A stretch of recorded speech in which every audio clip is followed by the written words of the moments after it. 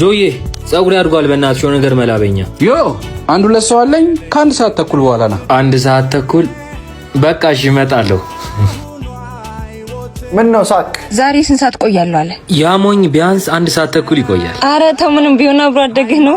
ይሄ ጅል ከልጅነቱ ጀምሮ ሚስቶቹን ስነጥቀው ነበር። የቃቃ ሚስቱን ሳይቀር ነጥቂያታለሁ። ዛሬ ደግሞ ቆንጂዬ ሚስቱን። በስመ አብ ማን ነው? ምንድን ነው? አንድ ሰዓት ተኩል ይቆያል አላልከኝም ነበር? ዛሬ ተዋረድኩኝ።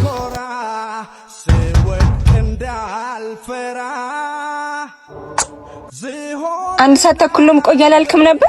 መቼ ነው ያልኩሽ? አይ ተው በቃ። አሁን የኔ ፍቅር ሰው አስቀምጫለሁ። ቾኩላለሁ በጣም ጆኔም እኮ ሰው አስቀምጫለሁ። አይ ግባ በቃ። ወይኔ ጉድ ፈላ ዛሬ። ላምጣልህ? አንቺ አታገኙም፣ ራሴ ወስዳለሁ። አንተ እዚህ ምን አባ ነው የምትሰራው? እዚሁ እንድትቆርጠኝ እኮ ነው ስራ እንዳለበዛብህ። አሁን እዚሁ አንገቴን ልቁረጥ? ጆዬ ወንድሜ ለምን አንገቴን ጸጉሬን ቁረጠኝ እንጂ። አንተ ከልጅነቴ ጀምሮ የኔን ነገር መውሰድ አያስጠላህም? የድሮ ነገር እኮ ድሮ አልፏል። አሁን ግን አንቺ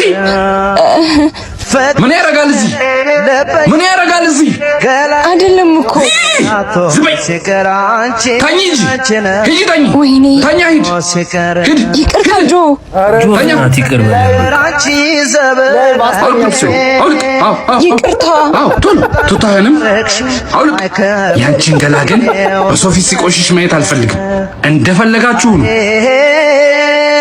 ባለጌ ለመውደድ ጊዜ የለሽ ነበር መቸገሬ። ቢያንስ ሄዚቴት አያደርግም። ምን አይነት ህሊና ነው?